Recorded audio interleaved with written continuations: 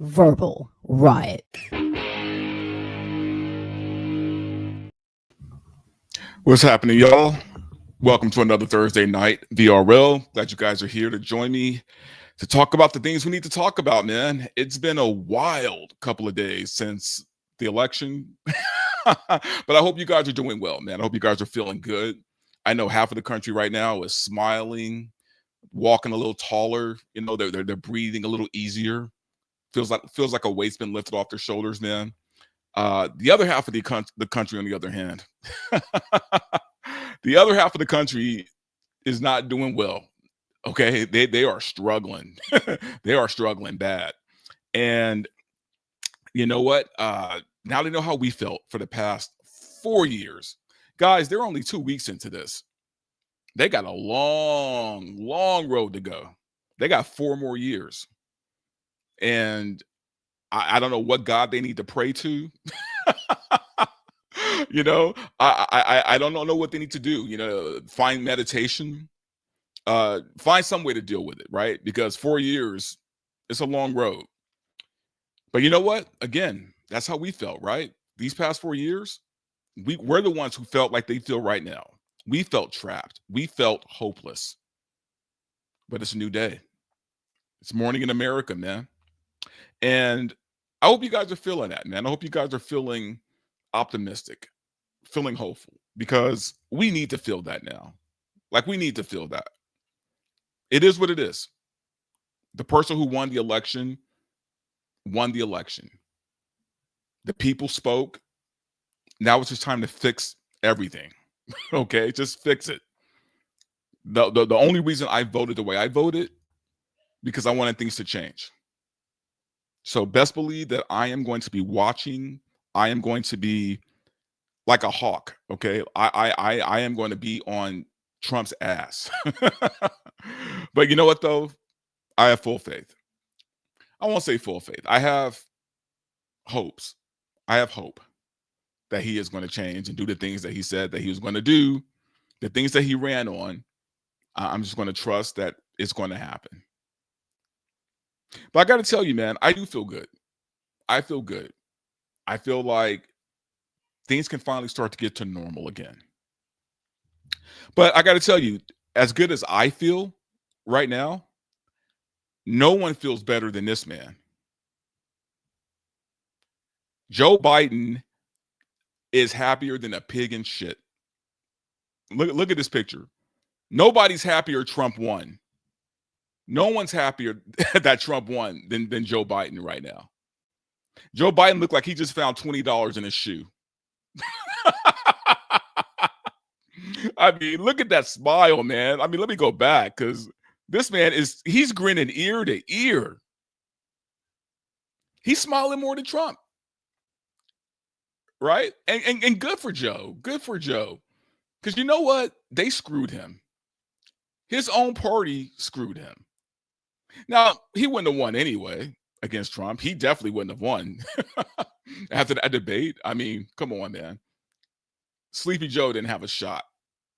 But to get screwed by your own party, man, is pretty rough. And they screwed him. Make no mistake about it, man. Nancy Pelosi got her goons together and like gangsters went to this man's house and basically told Joe, you either quit or else. You know what I mean? Like that is some mob type shit, man. But this is how bad these Dems wanted to win. They wanted to win this so bad. And they made every wrong step along the way. But that's a conversation for a different day. We're not going to get too deep into that aspect of the show because you know what? We have plenty of time. We have plenty of time. But you know what? Big announcements have been made. Big announcements have been made. RFK is now, or will be, I guess, the head of the Department of Health. Tulsi Gabbard, I think, has a position too. I can't remember what it was that she was given, which these were all kind of, we all knew it was coming, right? We knew when we saw them on board that they were going to have some kind of positions in Trump's administration, right? Uh, Matt Gaetz.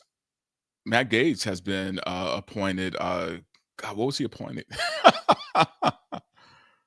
Secretary, chief secretary, I think. But anyway, Trump's already making. He's already making moves. He's already making moves, and guys, I'm saying all this stuff really lightly, right? Because until it's official, right? I'm not putting a lot of stock into anything until it's official, until we know for sure these are the people who are going to be in charge of these certain things. But these are the rumors right now. This is the rumor mill. So now, one thing I want to do really quick before I move on, guys, is I want to check the comments to make sure my sound is on this time. And yep, everything looks good because Saturday night during my after hour stream, your boy made a big goof and my mic was not on, but the light said it was on, but it wasn't on. And I did half the show muted, man. And that was embarrassing as hell. I look, I knew one day when I started streaming, something was going to happen. I didn't know when, I didn't know what, but I knew something was going to happen. I was going to screw up in a big way. And Saturday night was my night. All because I forgot to check one thing that I normally check every single time when I start my show. And because of that, now, luckily, it was an after-hour show. We were just hanging out, drinking, and having a good time, talking about different things, which, by the way, if you guys aren't watching my after hours on Saturday nights at 9:30 p.m. PST, you're missing out, man, because it's just like a bunch of friends hanging out, having a good time, drinking and talking about everything. So, look, man, I personally, because of Biden's economy, because of Biden and Harris's economy, I have found that I don't need to spend $100 every time I go out of my house.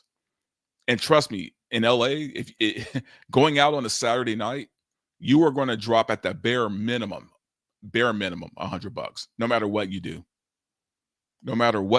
you're going to drop that kind of money. So I've gotten into the habit of just kind of staying home on Saturday nights, having a good time by myself or with friends. Friends, we hang out at each other's places and just have a good time too. But for the most part, it's just fun to hang out and stream. So that's what I've been doing. So if you guys have been watching after hours, Saturday nights, 9 p.m., love to have you. Love to have you. It's always a good time. Also, before I get into my topics of the day, still want to remind you guys that I'm giving away 5 of these because I only have 5 that were made. I don't know why I didn't make more, but I'm giving away 5 randomly to those who sub to my Patreon. My Patreon is called Unfiltered, and basically is where I'm going to talk mostly politics and social issues on that site. Just because, let's just say I'm going to talk about the things that I get flagged for here on YouTube. I'm going to talk about them there. So yeah, you guys, I always keep the Patreon link in the description. So if you want to sub to my Patreon, please do. And maybe you'll be one of the 5 that I draw, because it's going to be a random name draw. And the first 5 that I draw, I am going to, get your information, and I'm going to deliver to you this Verbal Riot VRL mug. It's good for drinking whiskey out of too. I just wanted to say that, it's not just for coffee. It's mostly just for coffee, but nothing wrong with the Irish coffee though, right? God, I want to drink now. But anyway, I'm not going to do that. Instead, what I am going to do is I am going to get into what we need to talk about today. And sure enough, speaking of people who can't handle what's going on right now in the news, Rachel Zegler is back in the news again.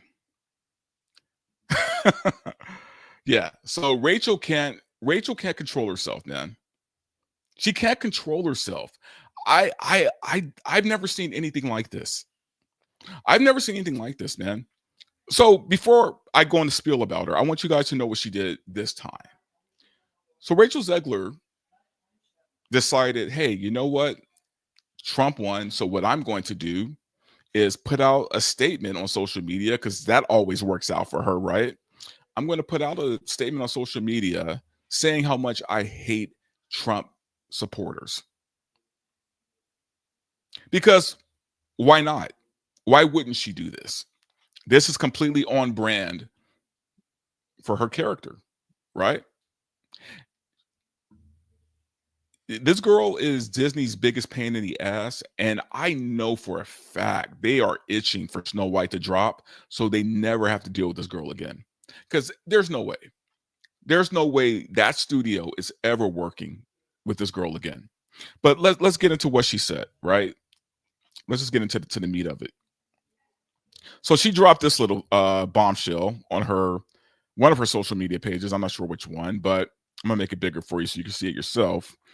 In which she says, I find myself speechless in the midst of this. Another 4 years of hatred, uh, leaning us towards a world I do not want to live in, leaning us towards a world uh, that will be hard to raise my daughter in, and leaning us towards a world that will force her to have a baby she doesn't want to. She doesn't want.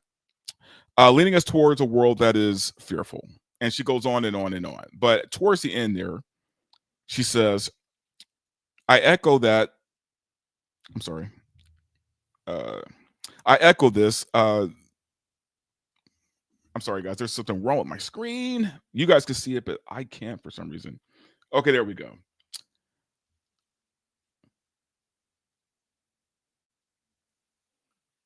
I echo the statement. Yeah, there's something wrong with my other screen. But anyway, guys, you guys can read it for yourself and see what she says. She said that she hopes that Trump and the people who support him never know peace. Sorry for that glitch. My screen is acting really weird right now. It keeps flashing in and out. But yeah, she wishes will ill towards us. Why she felt the need to put this out, I don't know. I really don't know. And I was asking myself this earlier today, right? Because I was thinking, have I ever seen this level of self-sabotage before? Like, have I ever seen anyone go out of their way to like ruin their career this much? And the only thing I could really think of, honestly, is that this girl wants out of the industry, like secretly, and this is her way of going about it instead of just quitting altogether. I don't know. I'm trying to piece together the logic here and what she's trying to do, but she's going to get her wish pretty soon because I guarantee you, there's going to come a point where her agents will no longer take her calls. They won't. They're not going to take her calls, which means the work has dried up. She's cooled off. I've seen this over and over and over in this business. I've seen this over and over. There's going to come a point where she is going to have deep regret for what she did to her career. Because guys, once you've been blacklisted, once you've been taken off the list of things, you're done. I mean, she might find a career maybe doing Broadway or some off Broadway play or musical. I know right now she's doing the Romeo and Juliet thing, and you know what? Maybe that's where she's happy. Maybe that's where she belongs. Maybe she belongs on stage with other obnoxious people, right? Like maybe film isn't for her. And honestly, it's not, guys. She hasn't had one hit. She hasn't had one hit movie. The only movie she was in that did somewhat okay, was The Hunger Games. That was it. So she's not a star. And maybe she knows that, right? Like maybe she knows she's a phony. You know what I mean? Like maybe deep down she knows. And this is her way of sabotaging herself out of the business. Which, okay, okay, you get your wish. You get your wish. If you no longer want to be in the business, guarantee you by next year, you probably won't be. Like I know she has 2 movies coming out. She has Snow White, and she has a movie called Y2K that I think was directed by Seth, not Seth MacFarlane, Seth Rogen. Yeah, it's a movie by Seth Rogen. I think she has those 2 movies coming out next year. I think after that, that's going to be the last time we see this girl. And regardless of how well her movies do, it's not about that, guys. It's not about how well her movies have done or do. It's the fact that studios now, every studio knows now they can't work with her. Every studio knows she will sink their film. Like, how stupid would you be if you were a studio head and you let some idiot casting director put her in your next big film? I think a lot of people, if I'm being honest, I think a lot of people need to lose their jobs in Hollywood. Like a lot of people. I mean, if I'm being honest, there's a lot of people who are really bad at what they do, very bad at what they do. And they're only in the business because of who they know. Like it's literally that simple. It's because of who they know. So I think Rachel has done enough damage at this point that she's going to get her wish. She's going to get her wish because there's no way you can convince me she's not purposely trying to do this.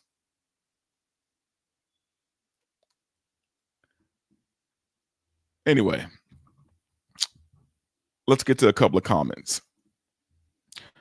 Emily Kruger, what's up? Happy Thursday. Happy Thursday to you too. Thanks for tuning in.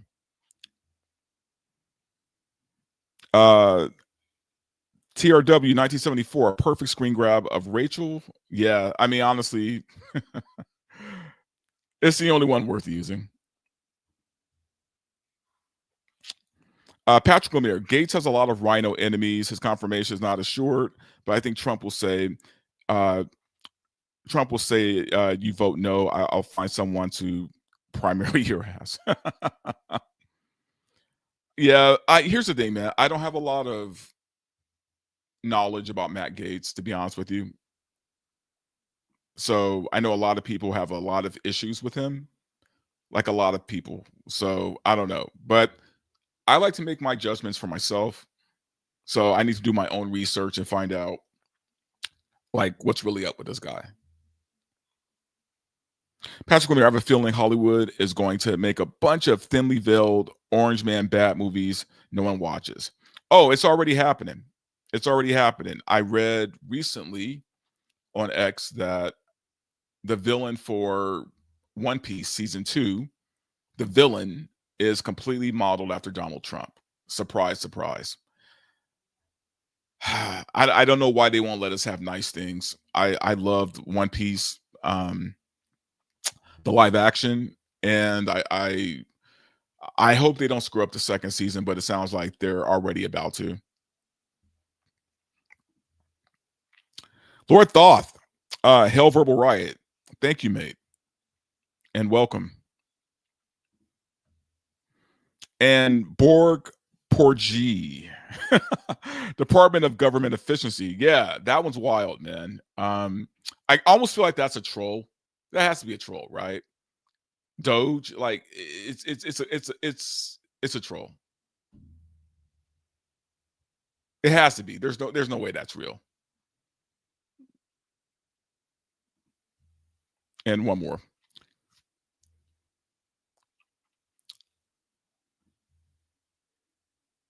TRW 1974. I saw a stat recently: 1 in 100 women in America have an OnlyFans account, closing in on 2% already. You know, I'm not going to argue with that. I think many women have an OnlyFans account or have had an OnlyFans account. Look, I'm not going to judge. I'm not going to judge, man. I'm not one of those guys. I'm not one of those red pill guys who, you know, who shame women for doing OnlyFans or, you know, make fun of them or try to make them feel like shit, right? Like I hate that show to whatever podcast for that very reason because I don't know, man. And as much as I loosely ever use this word, incel, that's what they come off as to me, right? Don't get me wrong. Yeah, I believe that there's a better options. Sure.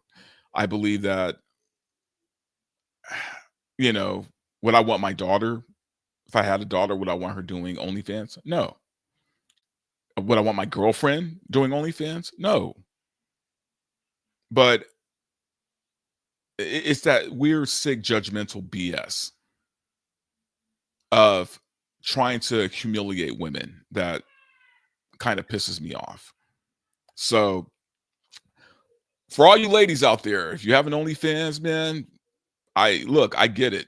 We had 4 years of Joe Biden's economy. Times are tough. Believe me, if I thought for a second someone was willing to look at my naked ass, I probably would be doing OnlyFans too, if I'm being straight with you.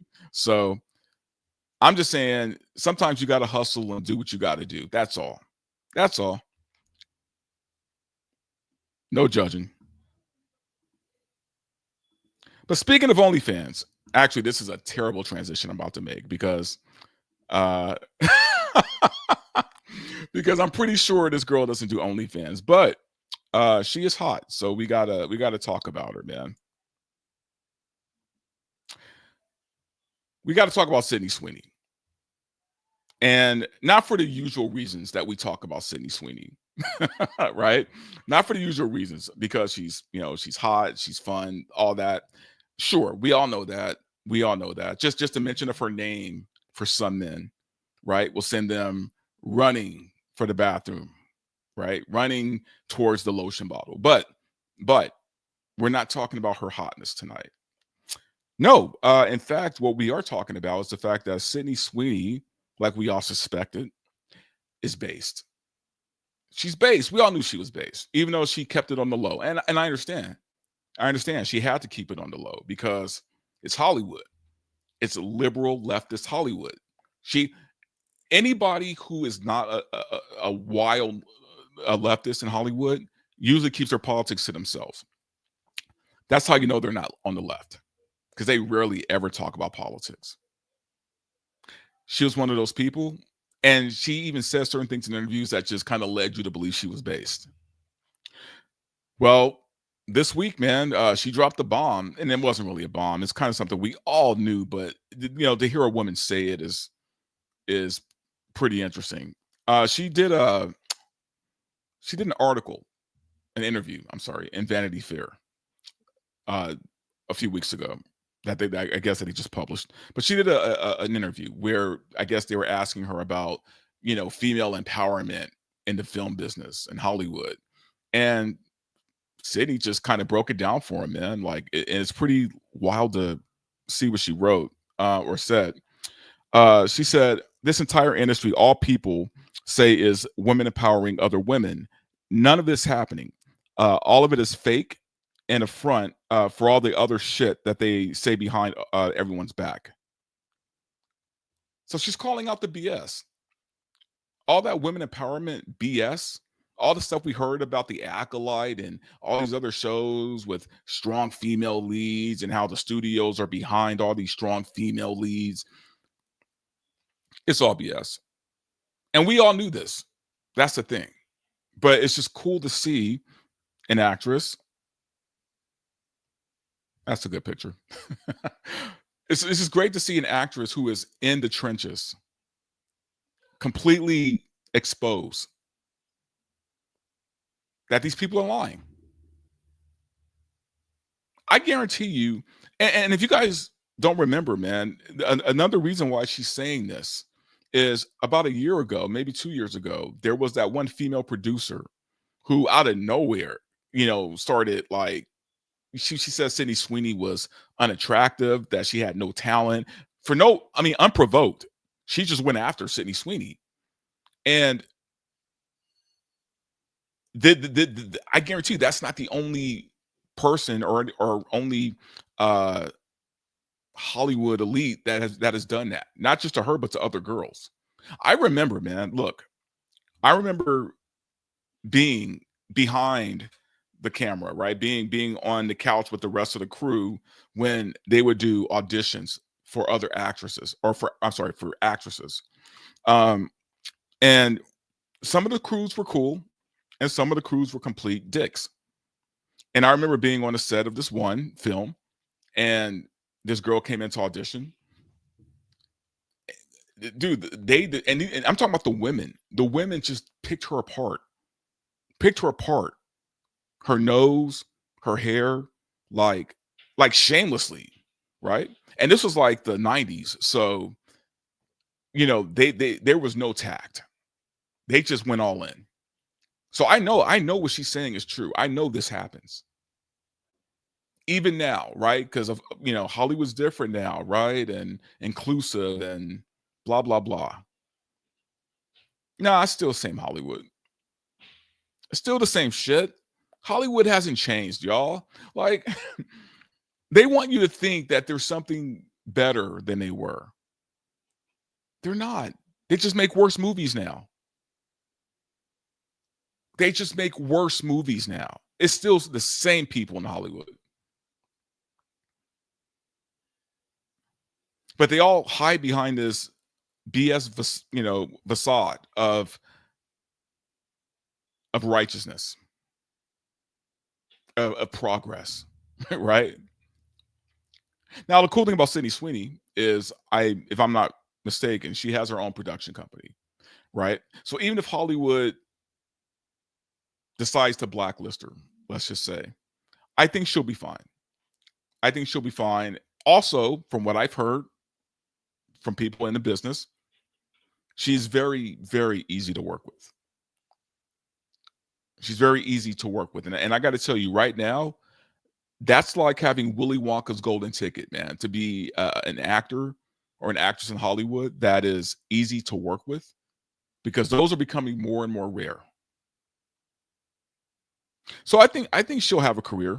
Like I don't think it's not like Zachary Levi, right? I think Zachary Levi might be in trouble, right? Even with Trump winning, I think Zachary Levi might be in a little trouble. His career might be done. But I think Sydney Sweeney is look, she's still not even telling you who she voted for. She's not telling you what her politics are. All she's doing is telling you that the woman empowerment thing is BS.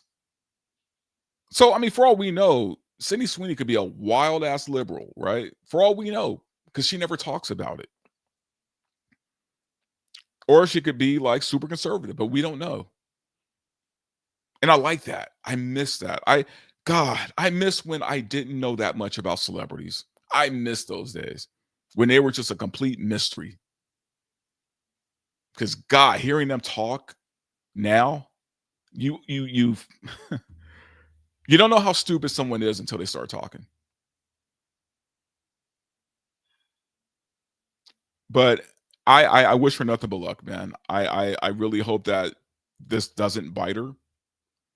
I like I said, I don't think it will, but you never know in Hollywood these days, man. You never know. But good luck to Sydney Sweeney. All right, let's do a few more comments. Cyfax, hey, what's up, man? Yo, Dante, what's the next movie you're catching with everyone? I know. I haven't. God, man, it's been a while. So Cyfax, he's one of the guys I hang out with on usually on Thursday nights with Chris Gore and a bunch of other people. We do this movie night every Thursday. We, I used to be there every week, man. I haven't been there for the past couple of weeks, but it's mainly just because I started doing my show on Thursday nights because it seemed like the best time to do it. But if I'm being honest too, man, there's not a lot of movies I'm dying to really see in the theater right now. I mean, there's really not. Like I almost would rather just avoid, seeing a mediocre film and watch something on Amazon or Netflix or something, to be honest with you. But to answer your question, Sci-Fax, man, Gladiator. I'll be there for Gladiator. So anyway,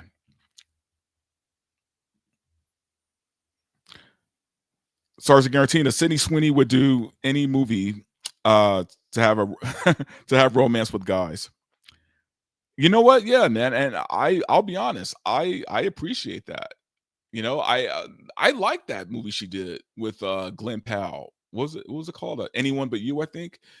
It was a rom-com, but you know what, man? Honestly, guys, the way things have been lately, the way that they have kind of taken romance and sex out of movies, I almost miss rom-coms now. I miss simple stories about a guy chasing a girl and getting the girl. Like it's weird, right? It's like because rom-coms, we used to make fun of those all the time for being stupid, but now it's almost like, geez, I'd pay money just to see that again, man. It's so weird what they have done. Like, and look, I get it, right? Like some people aren't comfortable with sex scenes. I get it, and this isn't the '70s where everyone's naked and blah blah blah. I get that, but I just miss the chase of a man pursuing a woman at this point. Like Hollywood is going out of their way to desexualize everything, right? And trying so hard to the blur the lines of masculinity and femininity, right? Where you have these super feminine men and these hyper masculine women, and it's like, I'm gonna watch my forget that, forget that. Like I'm just I miss rom coms. There, I said it.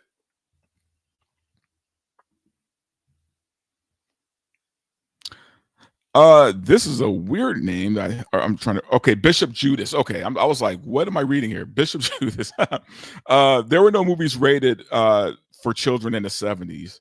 Well, there was, right? There was PG and R. That's all there was, guys. It was literally PG and R, and anything in between was fair game. So you could be watching a PG movie and see tits. I remember that, right? Like the '70s were wild, man. There weren't a lot of rules back then. There weren't a lot of rules, man. So yeah, it's pretty crazy, man. Like there were some movies that were rated PG where I'm like, in what world is this a PG movie, man? But I'll be honest, I kind of miss those times. I kind of miss those times. I always miss the times where there were just like very little rules or oversight. You know what I mean?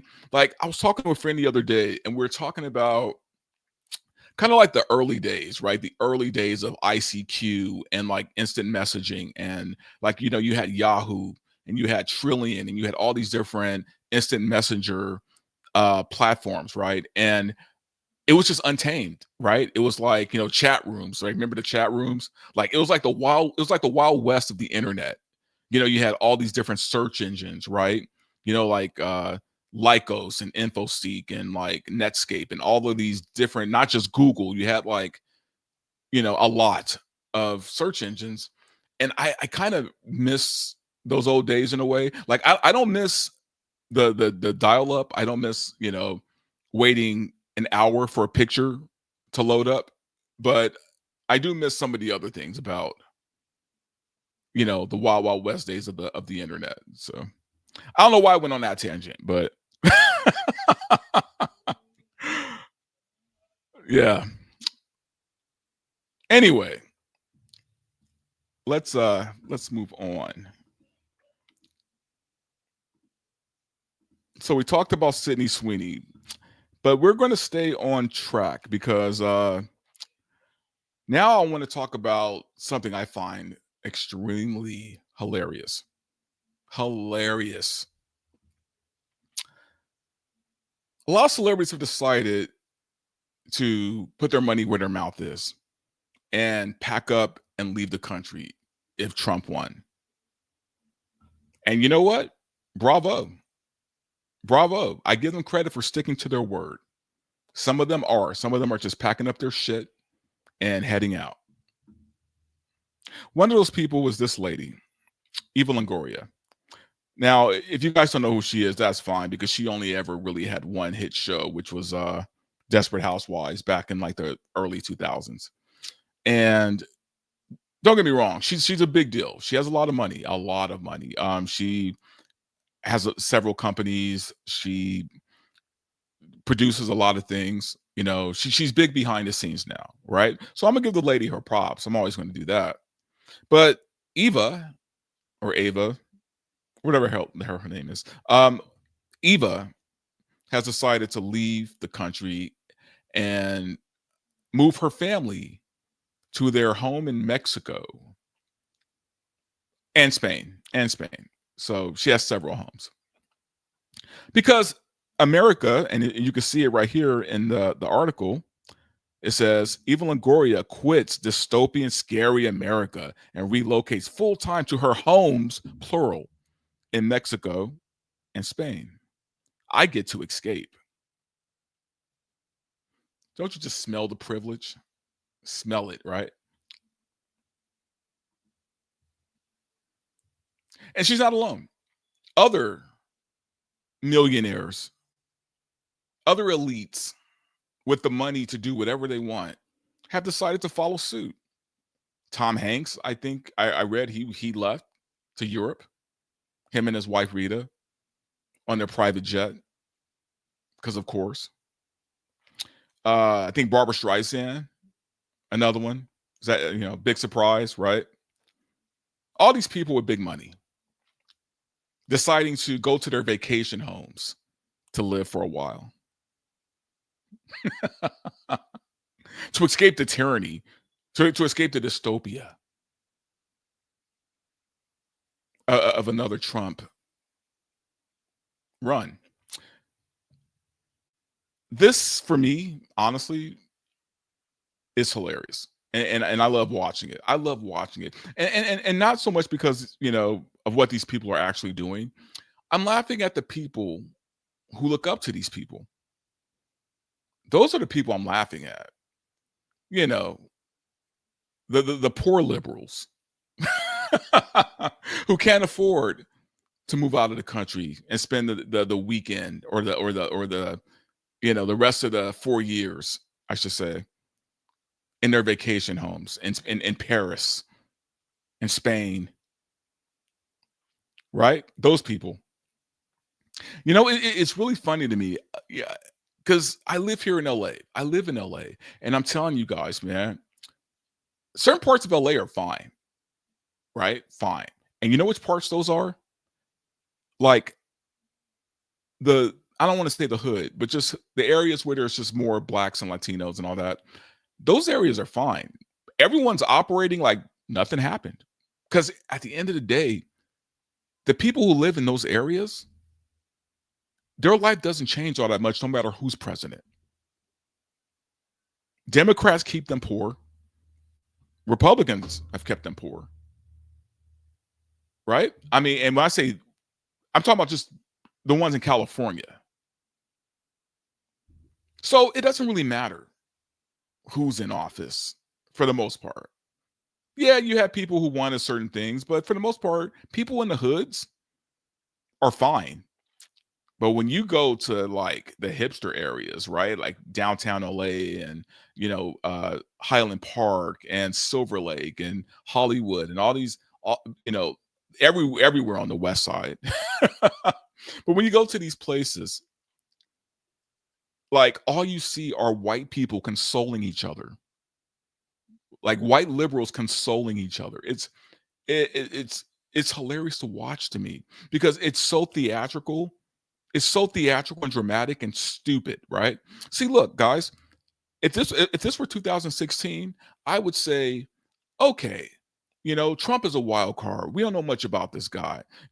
He could be the Antichrist. He could be the guy who brings World War III, right? The problem is we're in 2024 now, and we have already seen what a Trump presidency looks like. We've seen it. And you know what? Nothing happened. None of the bad things that they said were going to happen happened. Yeah, he locked up some people in cages and whatnot that were here illegally. And maybe the optics weren't great for that. Maybe the optics weren't great. But other than that, the only other thing he did for me was make my bank account fatter. I was doing well financially under Trump. I'm just going to say it. I was doing fine financially under Trump. Even though I had TDS back then. Even though I was one of those, well, I wasn't as crazy as they are, but I didn't like him, I thought he was bad for the country. And now I got perspective, and I had to reflect and ask myself, was I better off under him? And everything came up yes. Everything came up yes. Life was better under Trump.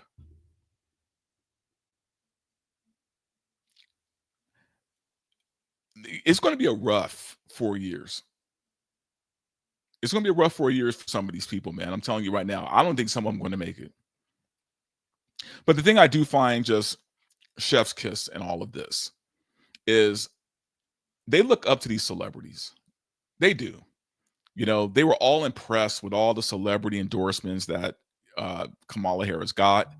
They were all cheering. They were all behind it. They were lifting up celebrities who spoke out against Trump, this whole deal. And now what's happening?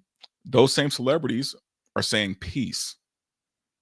I'm going to my other home in another country. Good luck. And the same thing that they accuse us of, right? They always accuse Republicans. And when I say us, I'm not putting myself in that because, like I said, I'm politically homeless, but I did vote Republican this time. But what they do is they try to put Republicans in this weird box where they say, Republicans vote in their best interest. They vote against their best interest, right? Like they always make the analogy of the janitor who thinks that through capitalism, he's going to become a millionaire, right? They always try to make that correlation. They do the same thing with these celebrities, the exact same thing.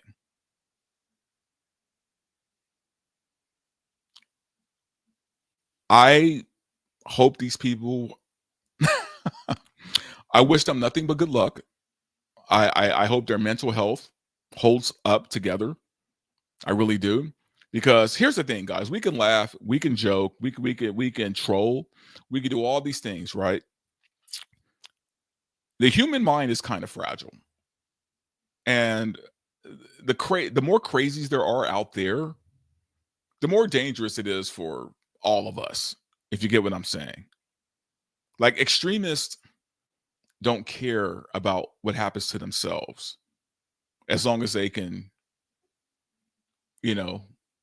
enact what they want to enact. So believe me when I say I'm not doing victory laps out here in the street, out here in the streets. Like I'm not celebrating. For me, it is what it is. But we gotta be careful. We gotta be a little careful around these people. We do. And I think honestly, Trump might be in a little danger, if I'm being honest. I think I just hope he has a very good security detail, man, because some of these people are buck wild. I mean, they've already tried 3 or 4 times already. So definitely keep that man in your prayers because yeah. Anyway. Let's do a few more comments. Michael Salo, voting your wallet is sometimes reason enough to choose someone to be your next president. I absolutely believe that. You know what? I'm gonna go a step further, man. I'm gonna go a step further. When it comes to certain things, right? When it comes to like me being able to pay my bills, me being able to eat every day, me being able to afford my rent, all of that, all of it matters more than your pronouns. All of it. Or whatever other stupid issues y'all want us to care about. I don't care. That's not my best interest. So, and I'm kind of glad people are kind of getting back to voting for their own best interests. Byron B, it must be nice to have a vacation home in another country. Yeah, it must be real nice, right? When things get bad, you could just escape somewhere and not have to worry about anything. TRW 1974, is anyone else a little concerned by the silence on the left? I put it down to shock, but I smell something from the DNC. You are not alone. I've been saying this since he won. I think right now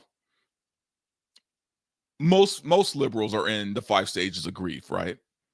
And I'd say 90% of them are still in the first 2 phases, which is anger, well, denial and anger.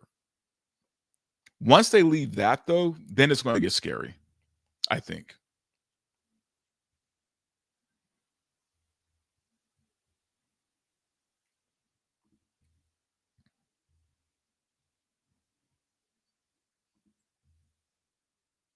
TRW 1974, CNN, MSNBC are done.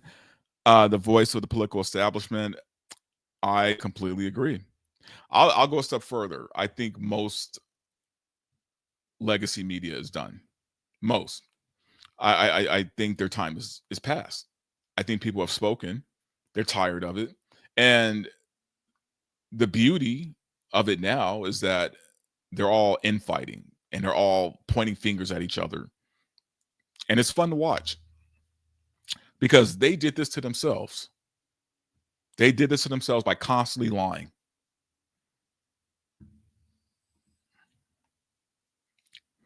Patrick Lemire, it's really basic. I used to go to the store and buy enough food for a few days, and it was $80. Now it's 130 to 150. I am doing all right, but it's just annoying. But if we were just getting by, it'd be bad. Yeah, yeah. That you know what, man? That's most of us.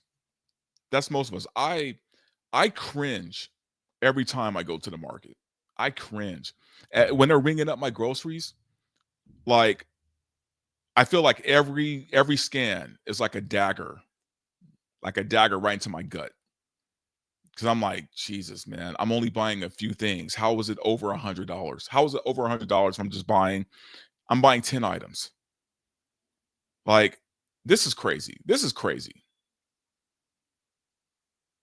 And they want to sit there and act like, you know, their issues were more important. They wanted you to believe that abortion rights were more important than that.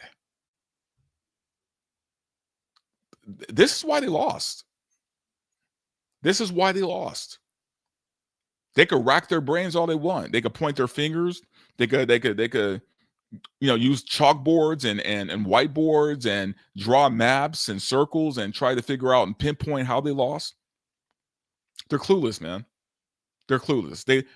They lost because of groceries. That's why they lost. Grocery bills is why Kamala Harris lost.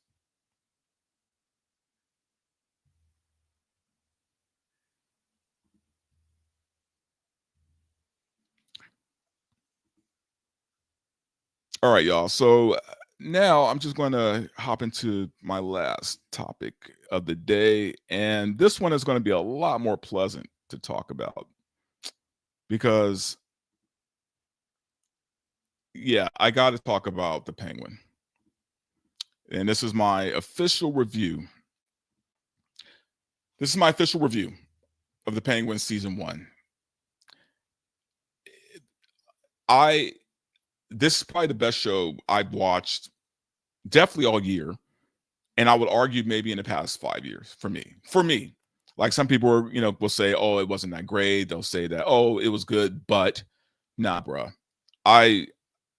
First of all, if you were to tell me that an HBO show about my least favorite Batman villain was going to be show of the year, I would have laughed you out the room, right? Even though I thought, and I'm one of those people who I liked Matt Reeves' The Batman.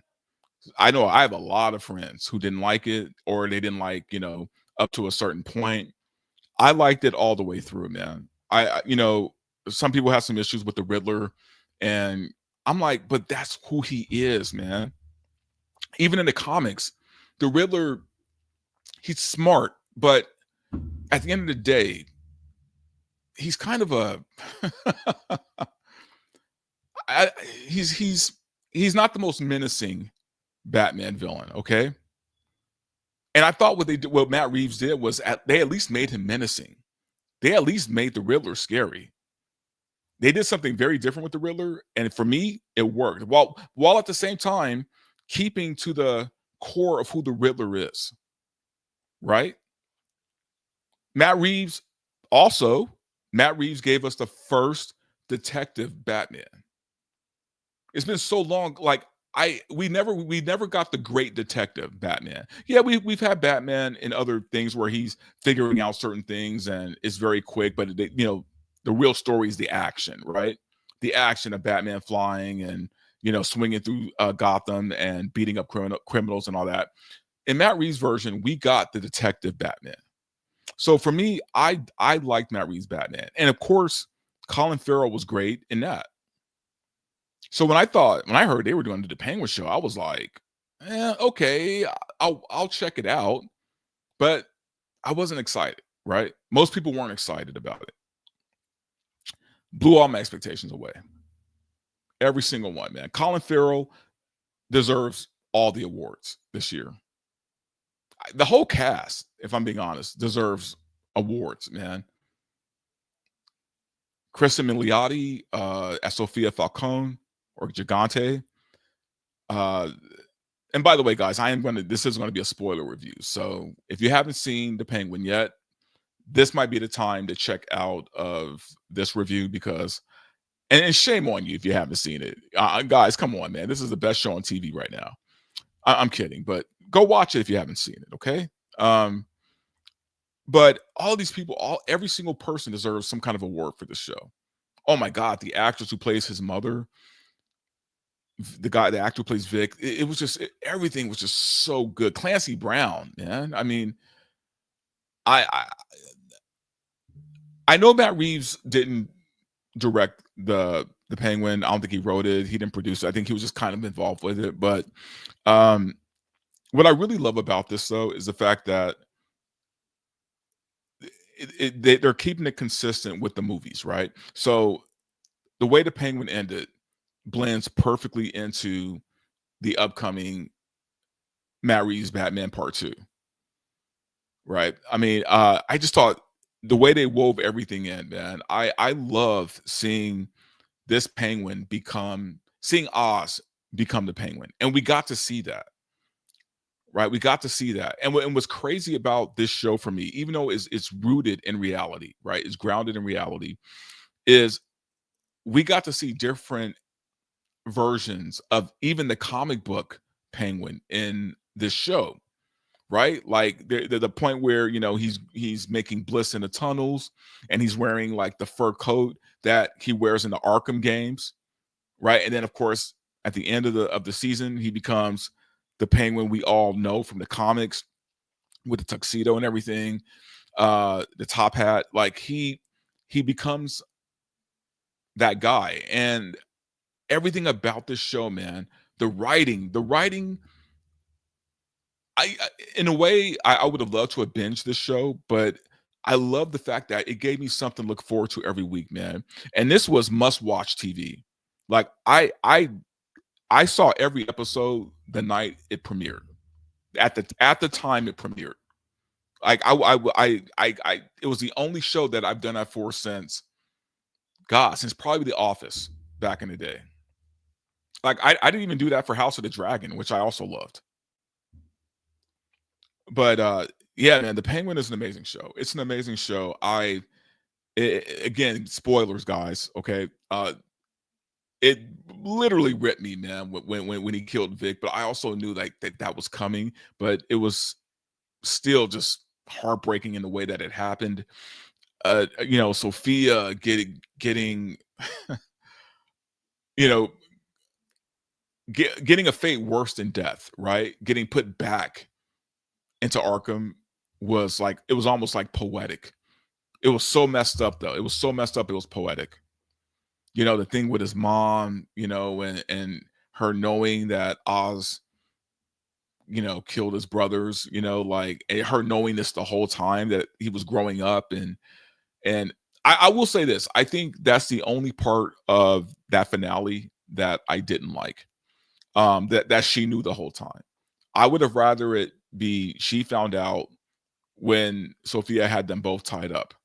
I would have rather her found out that way than have her always have known. But I guess it always it plays into the everyone in Gotham is dirty. Everyone in Gotham is, not a good person. Right? Like maybe a few people are, but for the most part, none of the people we were dealing with were actually good people. And that includes Vic. Right? Because Vic could have left in episode 4, right? He could have left with his girlfriend, left Gotham behind, left the Penguin behind. And it honestly would have worked out better for him if he did, considering. But Vic could have left and he didn't. So what does that say about Vic? I just this was masterful, man. This was for me, it's like the standard of what a TV show should be. This is how you do it, man. And of course, it's done by HBO. Because no one does TV like HBO, man. And I'm not being sponsored by HBO. I'm not, getting any kind of money from them. I'm just going to say that's some of my favorite shows. The Wire, 6 Feet Under. Some of my favorite shows have been from HBO. I wasn't a huge Sopranos fan, but I liked it. Entourage, come on. Come on, man. It's not a surprise to me. But what it does for me, what it does is it makes me, I want HBO to produce more DC content. I want Warner Brothers just to use HBO for all of their DC content on streaming. I mean, because I'm just thinking if we got a show like this from a character like the Penguin, I can't imagine what they could do with like other like well-known characters, man. I mean, they made the Penguin like, I mean, it was crazy. He was menacing, but you cheered for him. Like it was like he's the perfect sociopath. Perfect sociopath. That level of writing, man. And especially because we're in a time where there's just not a lot of good things out there. To see this level of writing, it gives me hope. It shows me that it could be done. Right? It could be done. We could have good stuff. We could have good TV. We could have good movies. We could have good games. The talent is out there. And who knows, maybe now, bringing it back to Trump, maybe now that, things are different in the air, maybe some of these studios will kind of get their balls back and just go back to making films the general public likes and not certain little groups, right? Maybe we'll get back to that. And it's perfect timing for them because the studios are losing a bunch of money. So this is the perfect time for them to switch gears. But anyway, my final verdict on the Penguin is it's literally a must watch. It's a must watch. Like it's not even debatable. It's a must watch. And yeah, don't get me wrong, there are probably people out there who didn't care for it all that much. I question their taste for sure. And even if you didn't like the Batman, that's fine. This is something different. So yeah, guys, watch the Penguin. Do yourselves a favor. All right, let's do a couple of more comments, and then that's going to be it for tonight. John Baker, Rome was one of the best. Rome was a damn good show. A damn good show. It should have got way more seasons than it got, man. Like that's ridiculous. CD Sign 69. Actually, her knowing the whole time explained her attitude towards Oz, but her own selfishness for status kept her there despite her animosity towards her son. Like you said, no one is clean in Gotham. Yeah, I get that. And honestly, it's a choice. It was a choice. Like it didn't ruin anything for me at all. Um, I just probably would have done that a little different, but the way it was done was fine because God, that scene between her and Oz was it was nuts. It was nuts. And the fact that he still couldn't admit it. He still could like he's like this is what I mean by him being a sociopath. Like I couldn't tell if he really believed he didn't do it or like maybe he didn't do it. Like he's that good of a liar. I almost couldn't tell like if he was lying or not, but he was lying.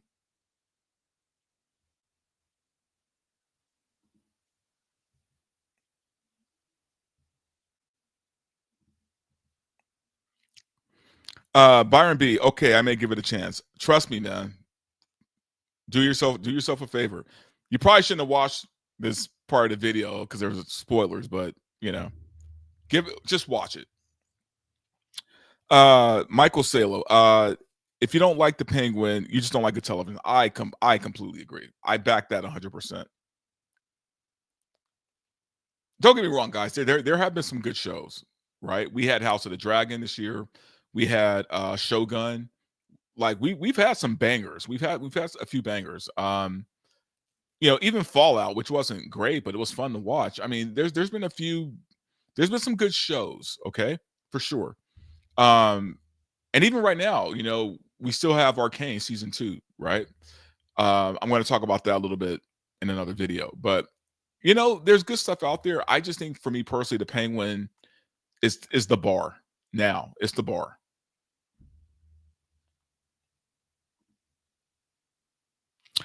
John Baker, apparently it was just too expensive for a third season. They shortened the season 2 by a couple of episodes. Still amazing. I agree. We're talking about Rome. Yeah, Rome was cut short. Same thing with some of their other shows. I remember like Carnival was a big show in the beginning for Netflix. That one got cut. So, but for the most part, HBO's record is pretty solid.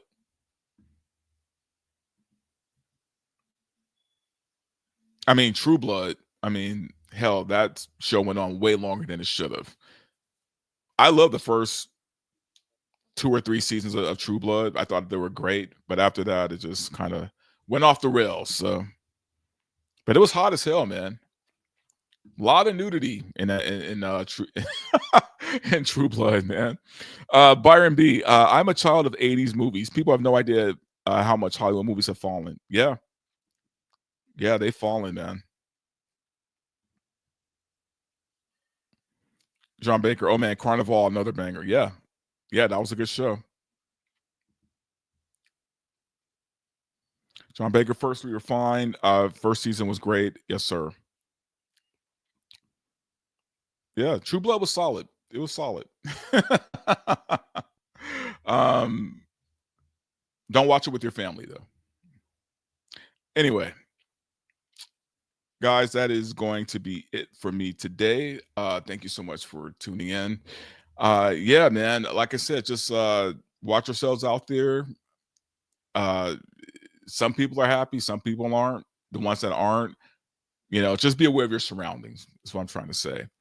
But other than that, yeah, guys, watch Saturday night after hours, 9 p.m. That's where we just kind of talk, clown around, drink.